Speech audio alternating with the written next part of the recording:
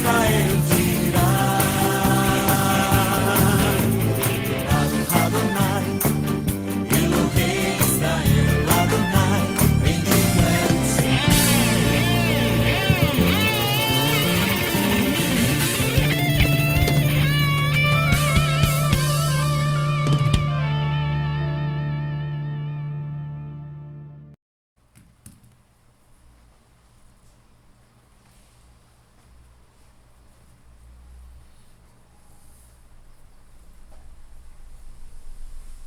Bendito seja Elohim. Amém. Já adoramos aí com três canções aí abençoadas, avisando aí para os irmãos que o nosso rabino não vai poder ministrar hoje porque ele está em Israel. Ele me mandou mensagem, era umas duas, acho que 1 hora da tarde, às 13 horas, falando que ele tinha acabado de chegar em Israel. Foi uma viagem cansativa, né, de 24 horas no avião. Então ele vai tirar esse momento aí para descansar. Aí pediu para eu e o irmão Danilo conduzir aí o Shabat de hoje. O irmão Danilo já trouxe o estudo ontem. Aí hoje eu vou trazer uma paraxá que fala sobre a história de Noa, ou Noé, traduzindo para o português. E foi uma paraxá que eu trouxe no estudo do Shabat passado. O irmão Danilo e a irmã Paloma participaram lá presencialmente. Então o Rabino pediu para passar essa paraxá novamente para vocês hoje, tá bom? Vou compartilhar aqui o slide com vocês para que vocês possam acompanhar junto conosco aqui, tá? Amém, irmão. Amém.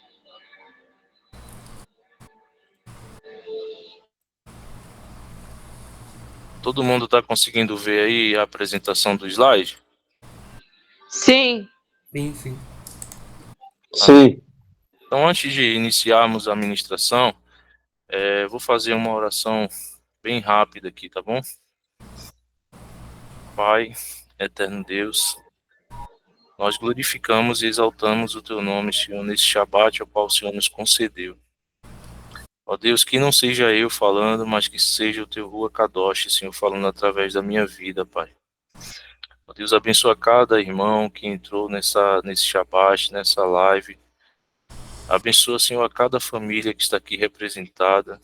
Eu não conheço os irmãos, mas o Senhor conhece, o Senhor sonda os corações. Ó Deus, abençoa cada um, Senhor, na vida espiritual, na vida financeira, na vida física. Derrama das tuas bênçãos, das tuas maravilhas sobre os teus filhos, Pai. Também eu quero te apresentar, Senhor, o nosso rabino que está aí na Terra Santa. Ó Deus, guarda ele, guarda a sua esposa, guarda a sua família, acampa os teus anjos ao redor dele, Senhor, que ele possa, assim como ele chegou em paz, que ele possa retornar em paz. Ó Deus, tem misericórdia de nossas vidas, perdoa, Senhor, os nossos pecados, os nossos erros, as nossas falhas. Vem ser conosco, Senhor, nesse Shabat, Senhor, a qual o Senhor nos concedeu nesse dia, Pai. É em nome do teu Filho, Yeshua, que nós te agradecemos, Pai. Em nome de Yeshua. Amém. Amém.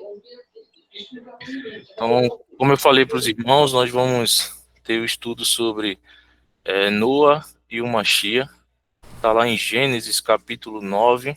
Nós vamos, capítulo 6, versículo 9. Então, nós vamos destrinchar aí esse estudo, a qual o Rabino já também trouxe para nós, né? Então, nós vamos ver aí qual que é a relação de Noa e o Mashiach, tá bom? Então, eu vou ser bem breve, não vou me alongar aqui, vou ser bem breve e bem específico, né? Peço que a irmã Paloma, o irmão Danilo, que tiveram essa paraxá, o Shabat passado, quiserem pontuar, fazer algum comentário, fiquem à vontade. E os irmãos também, tá? Se eu não souber tirar a dúvida dos irmãos, aí os irmãos podem fazer pro nosso rabino, tá bom? Então vamos lá. Como eu falei, o estudo da paraxá de hoje é Noa, ou Noé, né, traduzindo para o português, e o Mashiach. Nós vamos entender qual que é essa relação né, do Machia com a história de Noa no chamado Antigo Testamento, como a igreja protestante fala, né? Mas nós sabemos que é na Taná e na Torá. Vamos passar aqui o slide. Antes de entrar, eu tenho uma pequena introdução aqui, e se alguém puder abrir aí para me ajudar, em João 12:15, que fala a respeito de Yeshua ser o rei de Israel. Muitos estudiosos aí ortodoxos, do judaísmo ortodoxo, negam, né, a presença de Yeshua, do Machia na Torá. E a nossa missão no movimento messiânico é apresentar o Machia nas escrituras hebraicas, né? Na Torá, que são os primeiros livros aí da Taná, nos profetas, nos salmos, nos provérbios, né? Na Taná ao todo, né? De Gênesis, Bereshit, até Malaquias, que é a Taná, o livro dos judeus ortodoxos, né? Como eles falam. Então, a nossa missão hoje, como uma sinagoga messiânica, é apresentar o Machia nas escrituras hebraicas. Essa é a maior missão. Porque, como eu falei no Shabat passado, a gente não consegue entender, vamos dizer assim, o Novo Testamento se não entender a Torá, se não entender a Taná. Porque quando eu vou falar de mim, um pouco de mim, eu era, por conta da influência da igreja evangélica, eu tinha uma visão, um foco só para o Novo Testamento. O que tinha lá na Taná, no Antigo Testamento, não era tão importante para mim. Então eu sempre tirava uma interpretação errada do Novo Testamento, da Bereshit Hadashah, sem ter um entendimento, porque eu não tirava esse entendimento correto porque eu não entendia a Torá e não entendia a Taná. Eu não analisava a presença do Machia nos livros antigos, na Taná. Então, quem não consegue entender a Torá e a Taná, nunca vai conseguir entender realmente o que está falando lá no Novo Testamento, qual as coisas. É verdade, irmão, eu também. Nesse mesmo sentido, se nós não entendermos a Bíblia num todo, nós não vamos entender só o Novo Testamento, como muitas igrejas protestantes, igrejas evangélicas fazem. Porque Jesus, Yeshua, ele é quem mais falou de inferno, quem mais falou de juízo e quem mais falou de condenação. E toda vez que Yeshua falou sobre condenação, ele citou os dias de Noé. Então nós vamos entender hoje o porquê essa ligação aí entre Noa e o Machia. Por que Noa liga o Machia? Então como eu falei para vocês no início, na introdução, a nossa missão hoje é apresentar o Machia nas escrituras hebraicas, na Torá, através dos profetas, através da Taná, anunciando o Machia para Israel, mostrando o Machia no chamado Antigo Testamento, né? Como muitas igrejas falam Antigo Testamento, porque dá uma impressão que ficou velho, mas não ficou velho. Na verdade, a Taná complementa a Bereshit Hadashah, que é o Novo Testamento. Então, o nosso evangelho não é desprovido de lei. A lei, o Machia, nunca aboliu a lei, e sim ele veio para cumprir do modo correto. Então tá lá em 2 Timóteo, um irmão aí abre em João 12:15 e outro irmão abre aí em 2 Timóteo 3:16. Alguém conseguiu abrir aí em João 12:15? Eu estou em João aqui. Pode ler, meu irmão. E outro irmão abre aí em 2 Timóteo 3:16, por gentileza. Pode ler, irmão Danilo. Então, em João 12, versículo 15, fala assim: Não temas, filha de Sião, eis que o teu rei aí vem, montado em um filho de jumenta. Então aí João anunciando o Machia como um rei de Israel.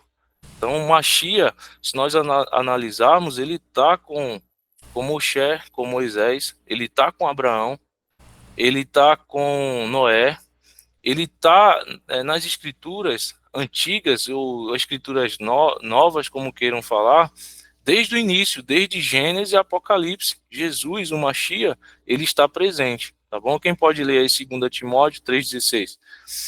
A senhora quer falar, irmã? levantou a mão aí? Irmã Vívica? Não, essa aí foi aquela hora que eu levantei. Ah, tá bom. Então vou baixar aqui a mão, tá? Tá, eu não sei como é que faz para tirar. Pronto, já tirei. Obrigada. Eu tô Nada. aqui na passagem também, se quiser. Pode ler. 2 Timóteo, capítulo 3, versículo 16. Toda a escritura é inspirada por Deus e útil para o ensino, para a repreensão, para a correção, para a educação na justiça. Então vemos aí, ó, Timóteo, discípulo do apóstolo Paulo, falando que toda a escritura é útil para o quê? Para o ensino. Então, não tem essa história que Antigo Testamento ficou velho. A lei foi abolida. Jesus ele veio, Yeshua veio para abolir a lei. Não, acabou essa história. Não existe isso. Imagina uma sociedade sem lei. Como que seria? Seria um desastre. Né? Tem muita gente que pega o seu carrinho aí, liga o carro e não gosta de usar cinto de segurança. Mas o cinto de segurança é para quê? É para proteger a nossa vida, certo? Então a lei, a Torá, a lei de Deus, o Eterno, ele nos deu essa lei não para nos condenar, mas para nos proteger. Então a gente vai entender hoje quais eram as leis de Noa, quais eram as leis de Abraão e que lei foi essa que Deus conseguiu julgar Noé, como um homem justo. Porque essa lei, a Torá que nós conhecemos hoje, só foi entregue para Moisés muitos anos à frente. Tá? Então eu vou passar o slide aqui para a gente dar continuidade ao estudo.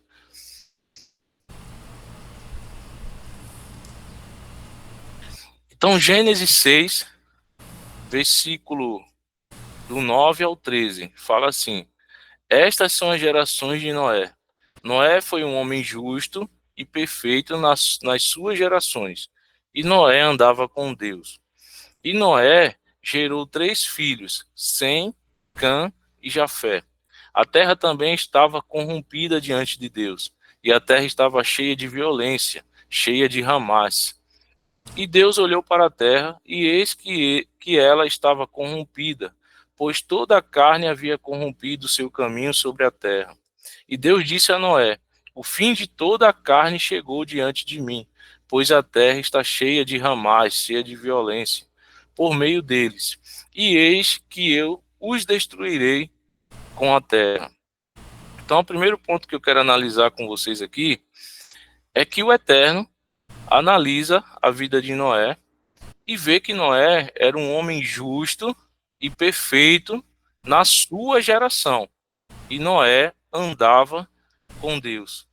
Agora, se essa lei, se a Torá, que é chamada de Pentateuco, a Torá foi entregue a Moisés muitos anos depois de Noé, como é que o Eterno estava avaliando Noé se para muitos ali ainda não existia a lei?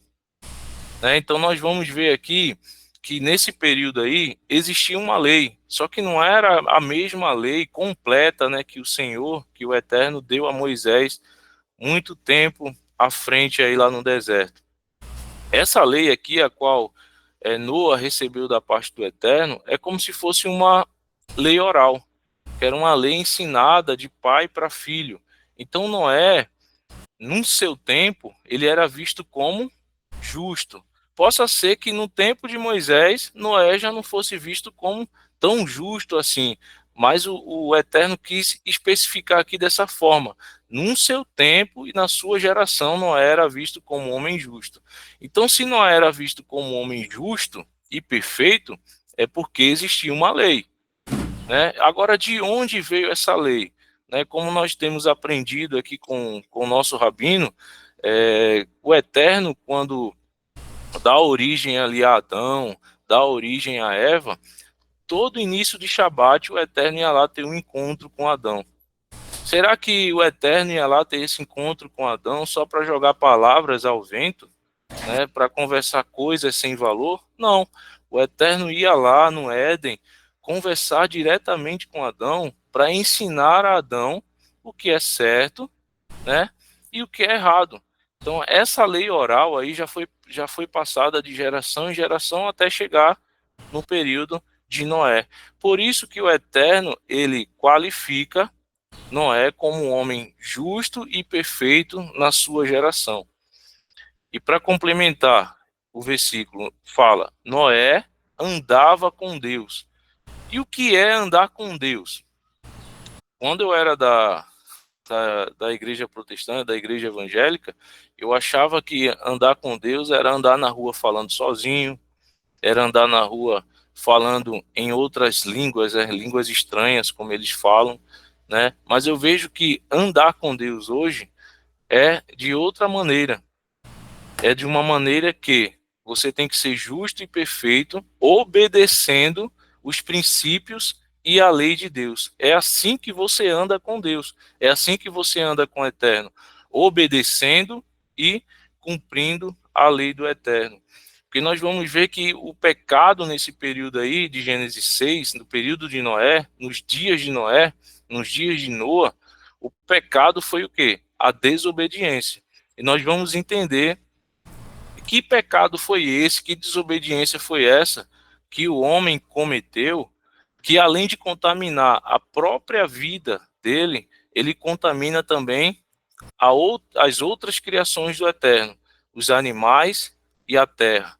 Então, que pecado foi esse tão grave que o homem cometeu, que ele veio também a corromper a criação de Deus, aquilo que Deus criou e falou que era bom. Esse pecado foi tão desastroso que criou um sentimento de arrependimento. Deus, ele não se arrepende. Só foi colocado essa palavra para que nós hoje possamos entender o que aconteceu naquele período. A Bíblia, as Escrituras falam que Deus, ele se arrependeu de ter feito o homem.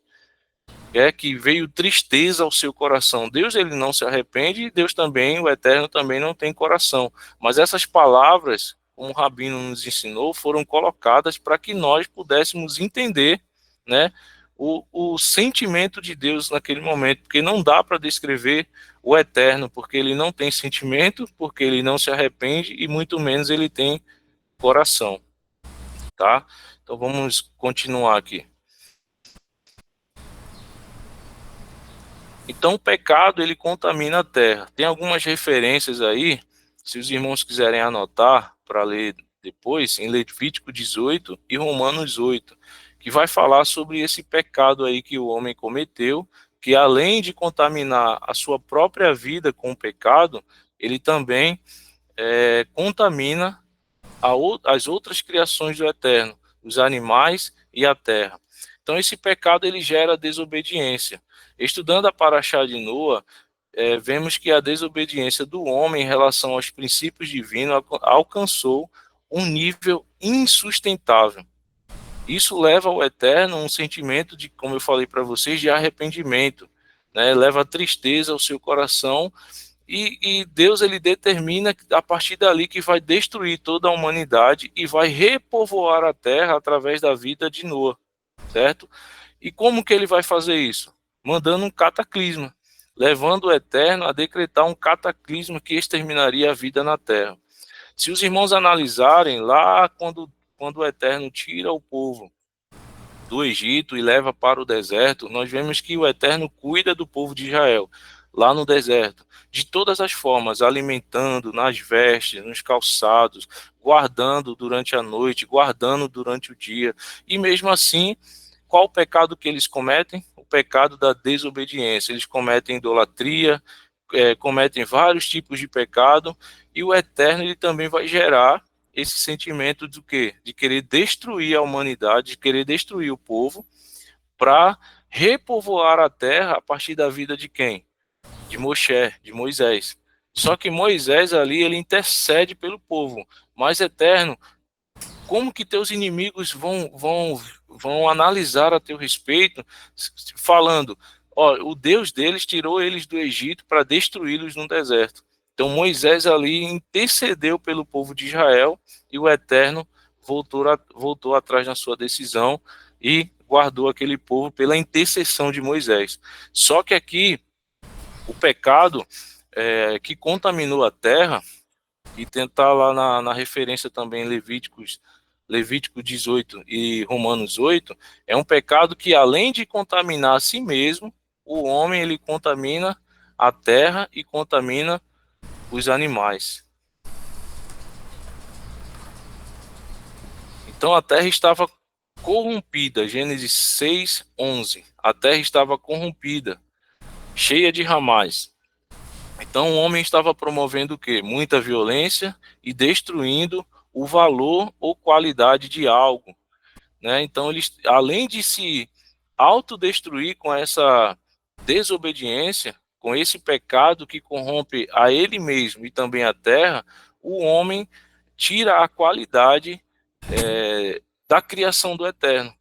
Além de se autodestruir, ele também contamina a terra e contamina os animais. Então viu o Eterno que a terra estava corrompida, porque todo ser vivente havia corrompido seu caminho na terra por causa da desobediência do homem. Quem pode ler aí Gênesis 6, capítulo 6, do 11 ao 12, por gentileza?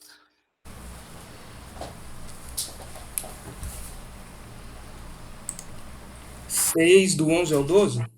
Isso. A terra estava corrompida à vista de Deus e cheia de violência. Viu Deus a terra, e eis que estava corrompida, porque todo ser vivente havia corrompido o seu caminho na terra. Então, por causa do homem, Deus iria destruir, trazer um cataclisma, um dilúvio, que as águas não iriam vir apenas de cima, mas também de baixo. Nós vemos também nas escrituras que nunca havia chovido na terra. Então, imagina o Monte Everest, que é o monte mais alto, a montanha mais alta do mundo, ela coberta de água. Então, foi algo tão surpreendente que as águas saíam de baixo dos lençóis freáticos e vinham de cima com a chuva e cobriu toda a terra. E toda a criação do Eterno foi dizimada, foi destruída.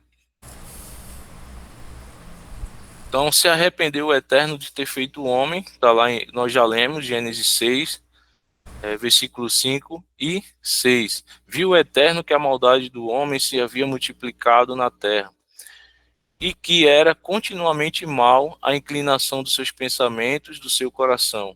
Então se arrependeu o Eterno de ter feito o homem na terra, e isso lhe pesou o coração. Então nós vamos analisar que o próprio Machia, ele fala sobre isso, né?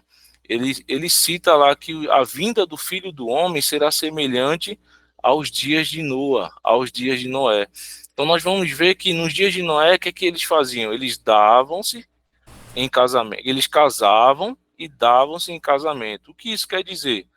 Que eles não estavam nem aí para a lei de Deus, que os filhos de Deus estavam ensinando. Eles só estavam se preocupando com sua própria vida, né?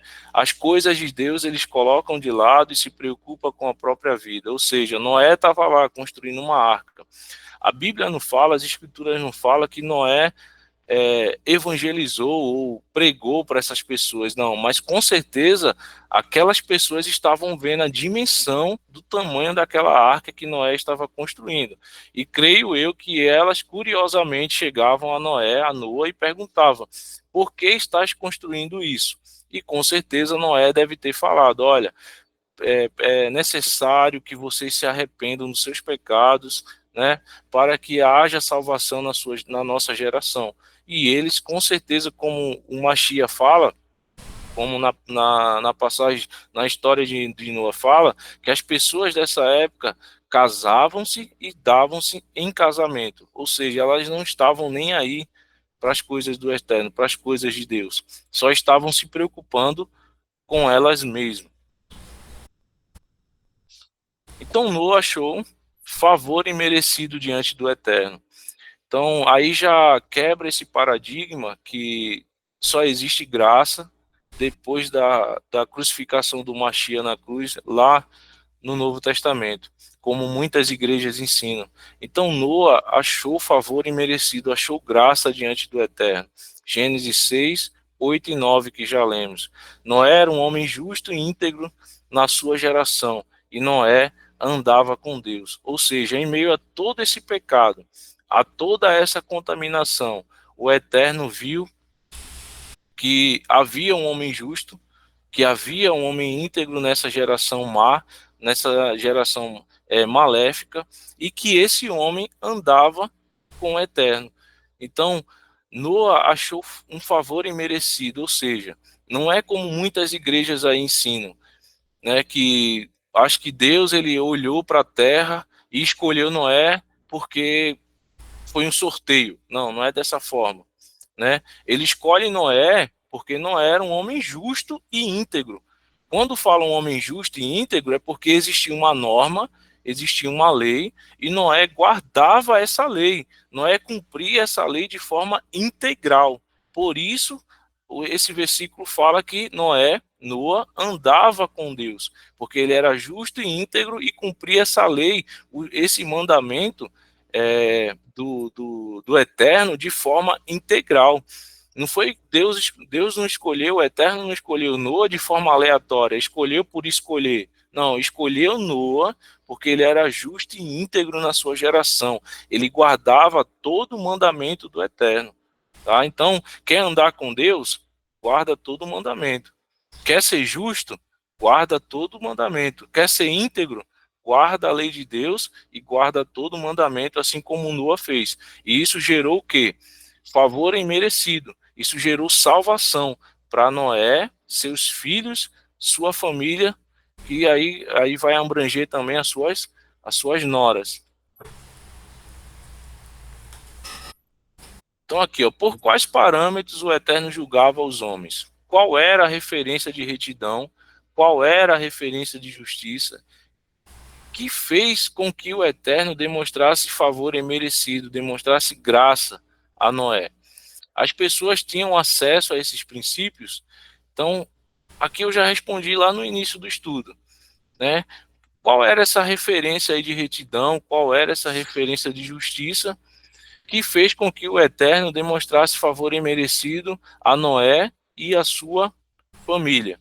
É que já havia uma lei, já havia um mandamento, já havia algo a ser seguido lá nos dias de Noé, muito antes da Torá que foi entregue a Moisés.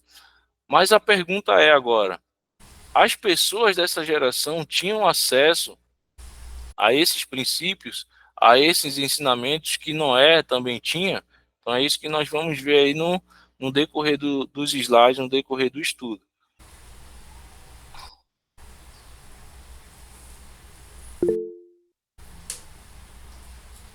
Pode falar, irmã. Até porque, irmão Paulo, quando Deus manda Noé entrar na arca e levar os animais, ele fala para ele levar tantos puros e tantos impuros. Se ele não tivesse conhecimento da Torá, como ele saberia quais eram os impuros? E isso é nessa parte agora que nós vamos entrar, Gênesis 7, versículo 2. Né, o Eterno dá uma ordem para Noé. Noé, de todo animal limpo, levarás contigo 7 pares, macho e sua fêmea. Mas dos animais não limpos, um par, o macho e suas fêmeas. Está lá em Gênesis 7, versículo 2. Então, se não existia, né, irmã, uma lei como essa, como que Noé já sabia quais eram os animais limpos e quais eram os animais não limpos? Então, Noé já tinha um parâmetro para seguir. Porque Exatamente. se Noé não soubesse, o Eterno não ia dar essa incumbência, essa ordem para ele, porque ele não ia saber fazer. Então, isso significa que já tinha uma lei, que ele já sabia selecionar quais eram os animais limpos e os não limpos. Até porque o Eterno deu para ele uma ordem, né? Isso. Sabendo que ele já sabia. Isso. Se ele não conhecesse, ele não daria uma ordem, ele iria explicar. Correto. Então, assim como várias vezes na palavra, ele dava uma ordem e explicava o que ia ser feito. Sim. Aqui ele não explicou, ele só ordenou, né? E Noé ele cumpriu. Correto. Então aqui, ó. Agora que existia uma lei muito antes da Torá que foi entregue para Moisés, isso aí já é fato. né? Existia essa lei.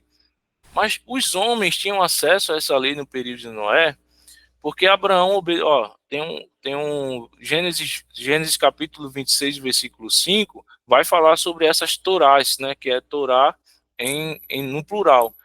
Então existiam outros mandamentos, existiam outras torás, porque Abraão obedeceu a minha voz e guardou os meus mandamentos, os meus mandados e os meus mandamentos, ou seja, torás. Então existiam outras leis. Então nós vamos agora tentar entender como que os homens, se Noa, ele não ministrava, ele não ensinava, né, que a Bíblia não relata ele ensinando sobre essa lei aos homens. Então, como que esses homens tinham acesso a esses mandados, a esses mandamentos de Deus, a essas torás de Deus? É isso que nós vamos entender. Então, ó, os filhos do Eterno. Agora aqui vai entrar um pouquinho numa polêmica, que até alguns irmãos num grupo lá tentaram, vamos dizer assim, não debater, mas argumentar sobre as três vertentes aí. Quem eram esses filhos de Deus, né? Existem três vertentes aí para descrever quem eram esses filhos de Deus. Tem alguns teólogos e alguns rabinos que ensinam que eram anjos caídos. Outros ensinam que esses filhos de Deus eram os descendentes de Sete. E alguns outros líderes religiosos ensinam que eram governantes ou nobres. O primeiro ponto lá, anjos caídos, é uma interpretação que esses seriam os filhos de Deus. Eram anjos caídos ou seres celestiais que desobedeceram a Deus e se relacionaram com as mulheres humanas.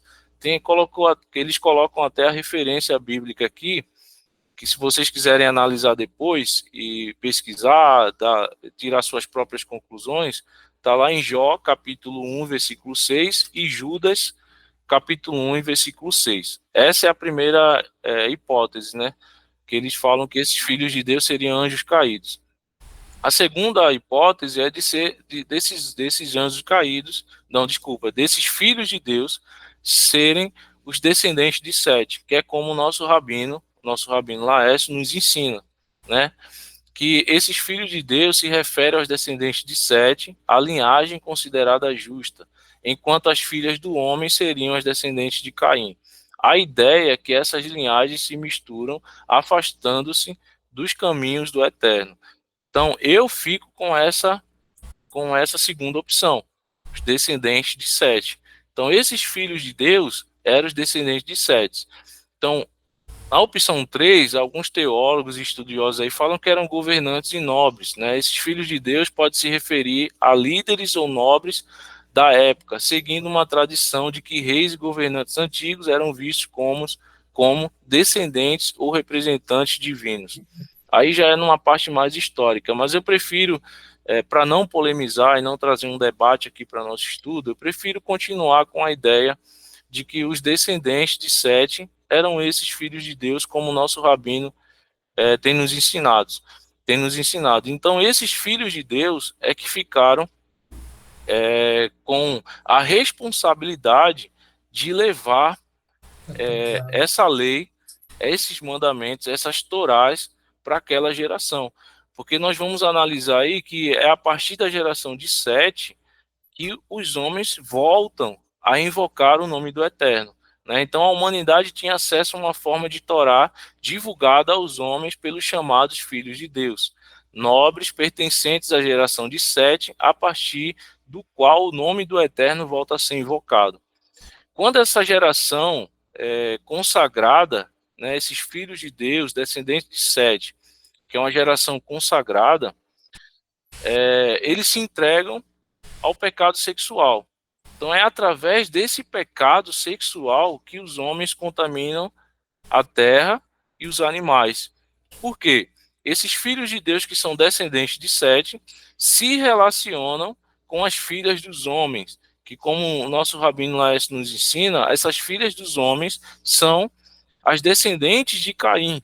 Então, quando os filhos de Deus, que são a geração de Sete, a geração que volta a invocar o nome do Eterno, se relaciona sexualmente com as filhas de Caim, gera aí um pecado de âmbito sexual. e esse pecado também contamina a terra.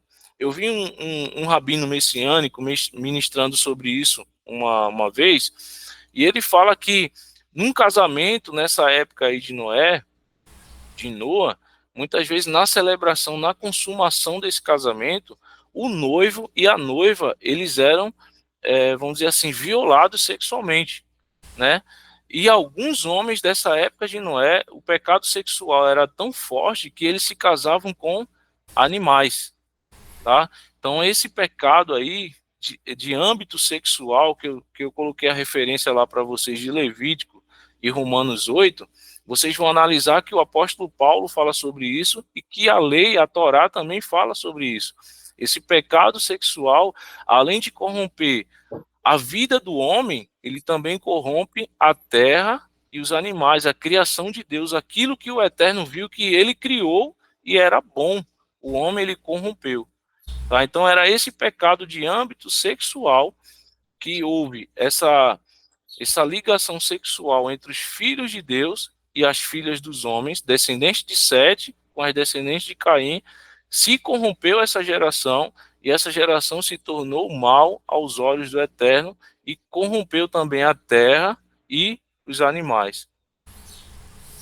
Então os filhos do Eterno, Gênesis 6, capítulo 6, versículo 1 e 2. Como se foram multiplicando os homens na terra, eles nasceram filhas, vendo os filhos de Deus, que as filhas dos homens eram formosas, tomaram para si mulheres, as que entre todas mais lhe agradaram. Bereshit 6, do 1 ao 2, como eu já expliquei para vocês, a relação entre os filhos de Deus, né, e as filhas dos homens, descendentes de Sete e os descendentes de Caim.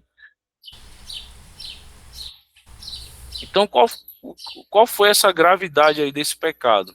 A história de Noa nos ensina sobre a gravidade do pecado, da desobediência, né, no âmbito, eu cresci aprendendo que não existe pecadinho, pecado e pecadão, né, porque tudo é pecado. Mas eu hoje tenho uma realidade que os pecados eles não têm tamanho, né? Tudo é pecado, tudo é desobediência ao Eterno. Mas a consequência desse pecado é que é maior, né? Então, esse pecado aí no âmbito sexual, a consequência veio maior, que veio trazer o que para a humanidade? Uma destruição. Então, as consequências que trazemos sobre nós, e principalmente sobre a criação, quando escolhemos o caminho da desobediência. Então, quer gerar bênção, seja obediente. Quer gerar maldição, seja desobediente à lei do Eterno. Então, quem obedece, gera bênção. Quem desobedece, gera maldição. Mas a história de Noa também é uma história de salvação e favor imerecido de Deus através do seu ungido. Então, essa é a relação aí de Noa com Machia, né? Porque na sua geração, Noa é ungido. Ele é o Machia representado nos dias de Noa, nos dias de Noé.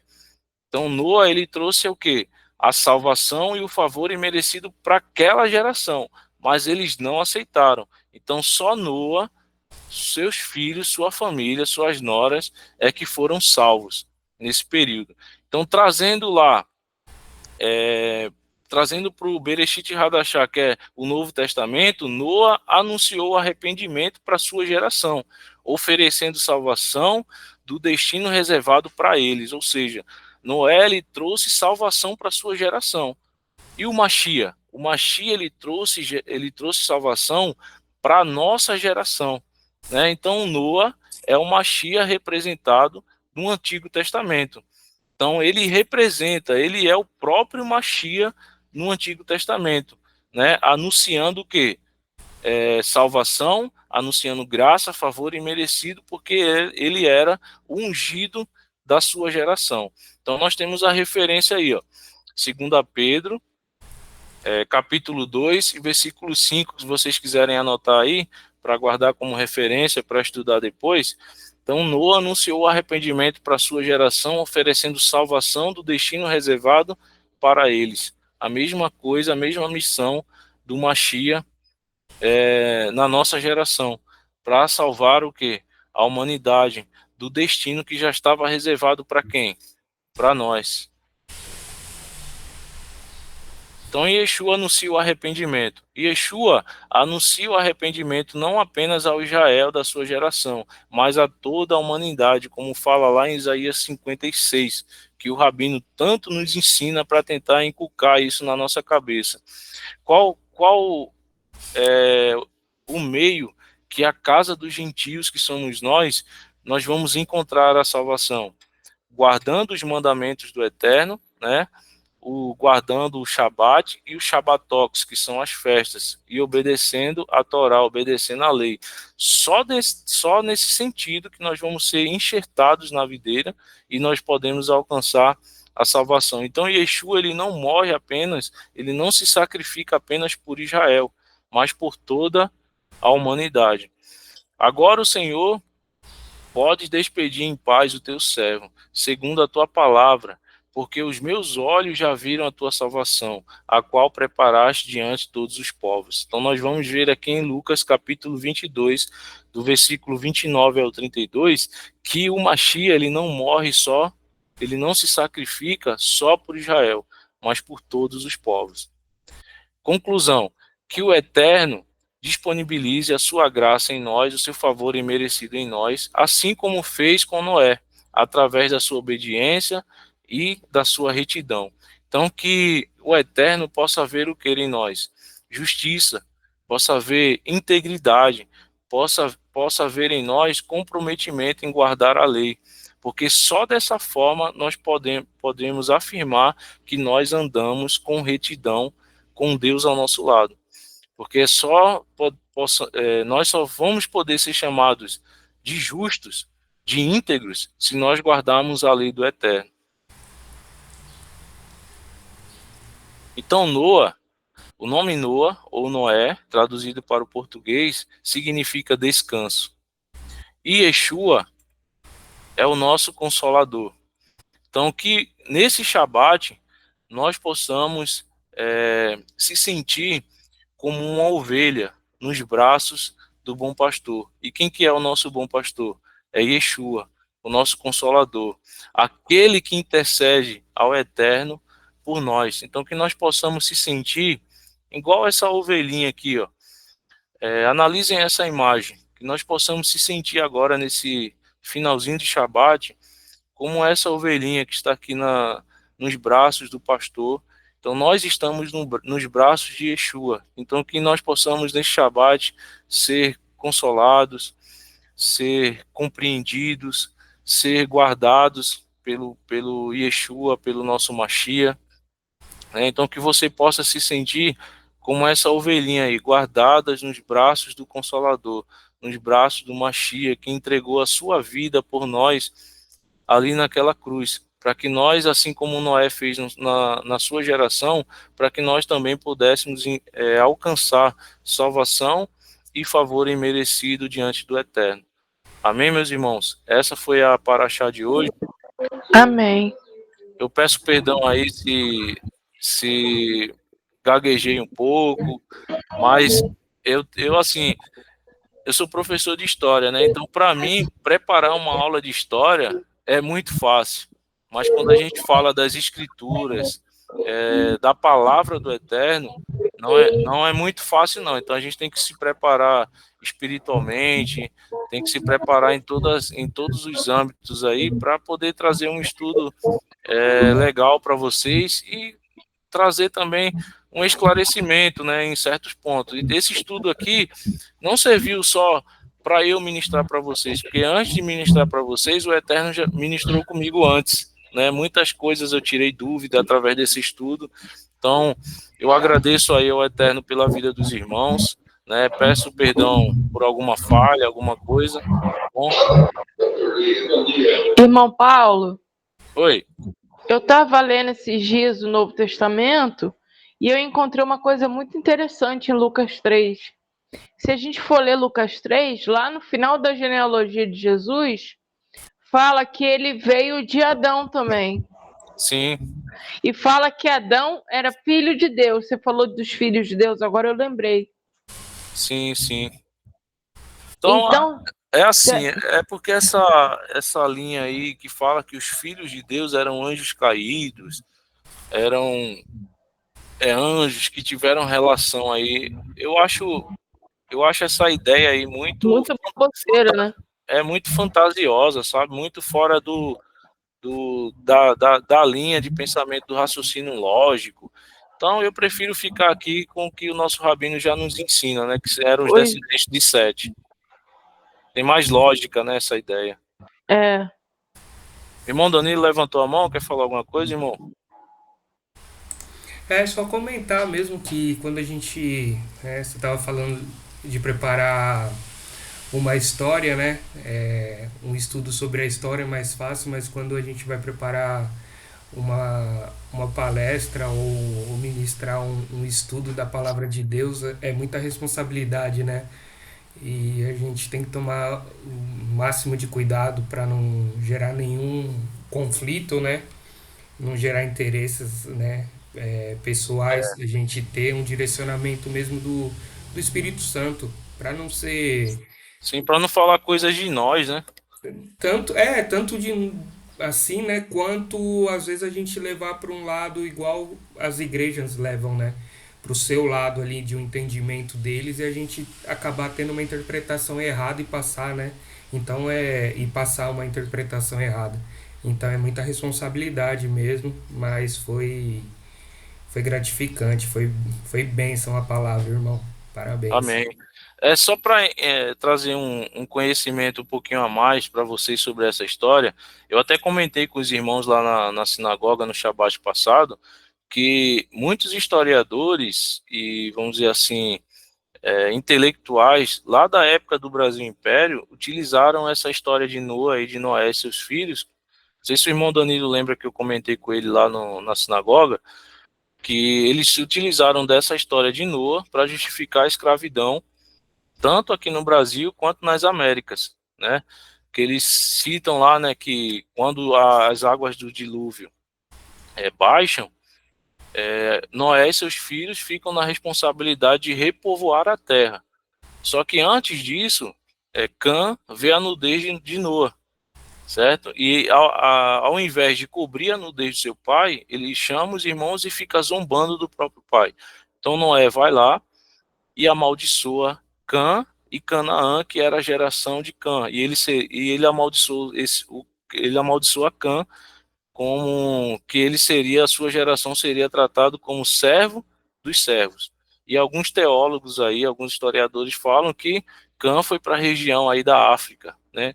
Então, essa vamos dizer assim, vamos colocar aqui justificativa para a escravidão, eles colocam como essa maldição de Noé a Cã, e Cã foi quem repovoou o continente africano, né? Então, eles usam muito isso, né? Então, muitas vezes eu tenho que dar aula sobre isso na escola, mas eu sempre coloco vamos dizer assim, no final da aula, o meu ponto de vista, né, a minha argumentação, e é legal, né, conversar sobre escritura também com os alunos de sala de aula.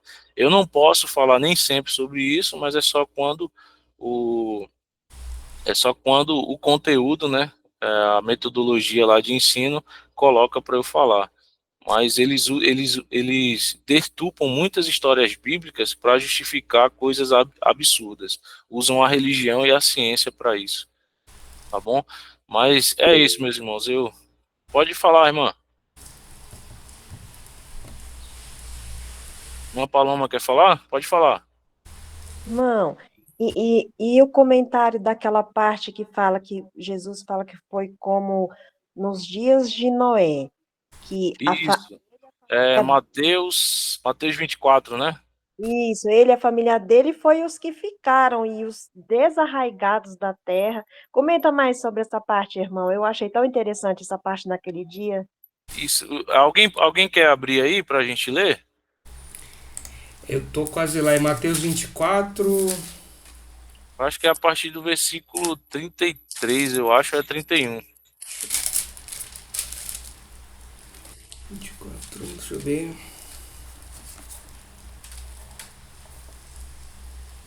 A vinda do Filho do Homem.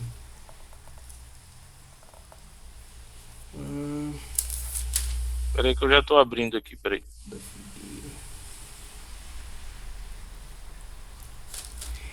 Eu acho que tá aqui no 29, se não me engano. Não é 24? Eu sou as coisas.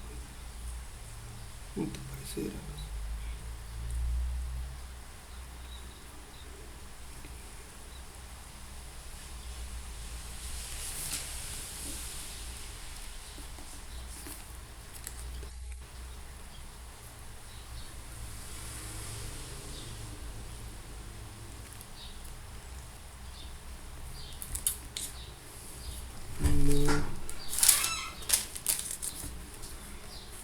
Deixa eu ver se eu acho aqui rapidinho. Deixa eu ver se eu acho aqui rapidinho na internet.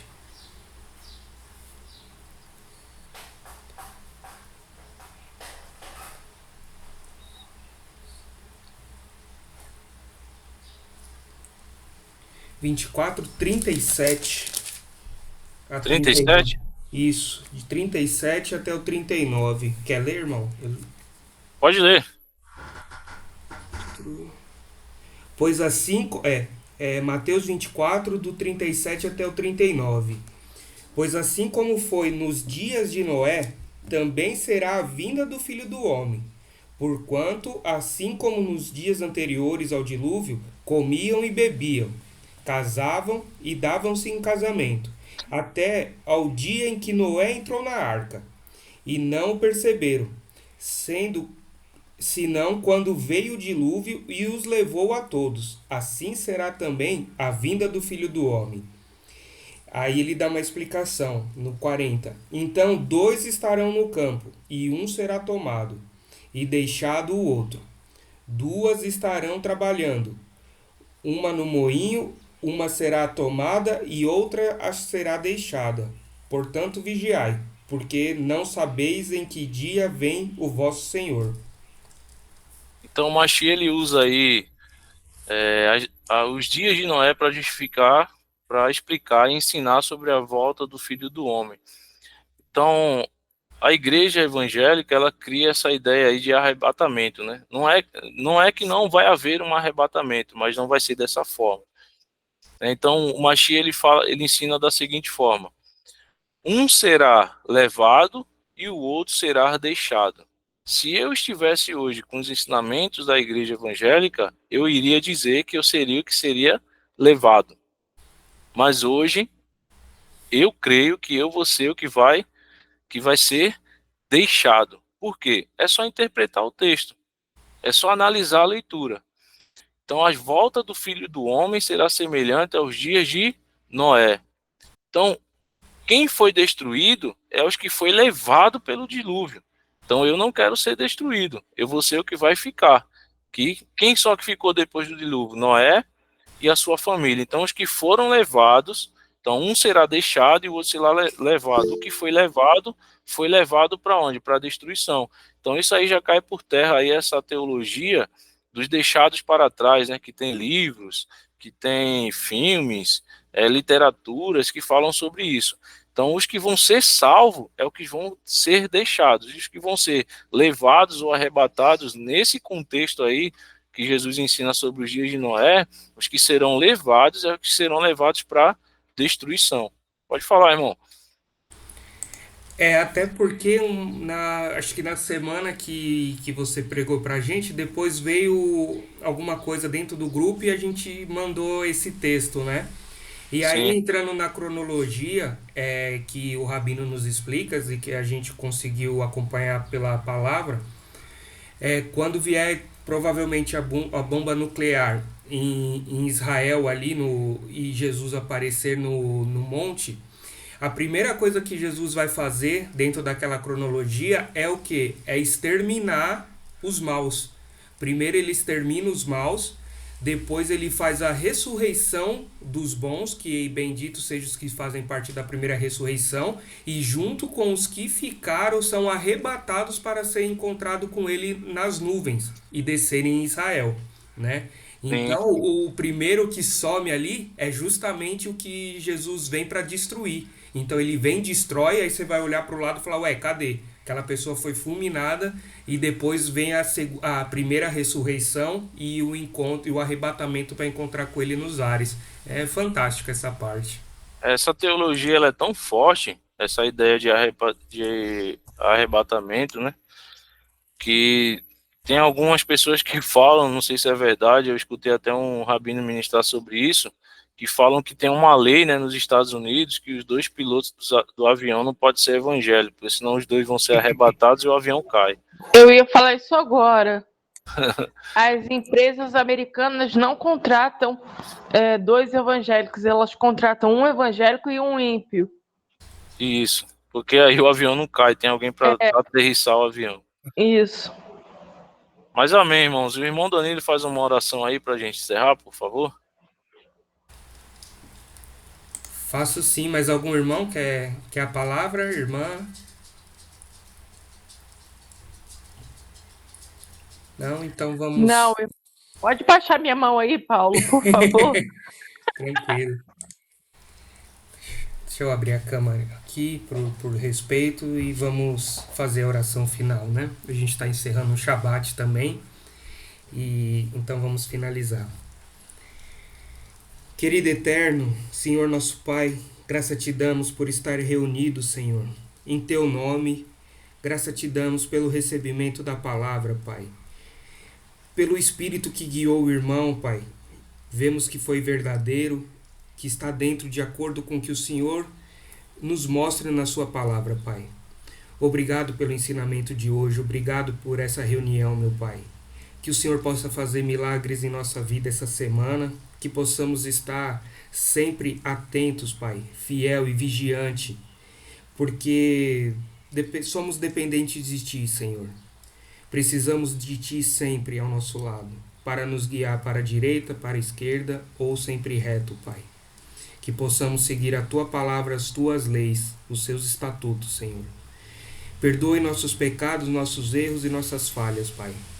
Que o Senhor abençoe cada vez mais essa congregação, que a gente possa cada vez estar mais unidos, Pai, em Ti, na Tua palavra e verdade. É tudo isso em nome de Seu Filho amado, Pai, que pedimos e que oramos, Senhor, para que nossos dias possam ser um pouco mais calmos e tranquilos, Pai. Que o Senhor nos proteja de todos os males. Abençoe a semana, esse fim de Shabat. Agradecemos pela palavra recebida e que o Senhor Eterno possa estar conosco, Pai, em nossas casas e no meio de nossas famílias e entre nós. Abençoe-nos com o seu amor, com o teu perdão, Senhor. Em nome de seu Filho amado, Yeshua HaMashiach. Amém, Senhor. Amém. Amém. Shavua Tov. Shavuot Tov. Shavuot Tov, meus irmãos. Shalom, shalom. Boa semana a todos.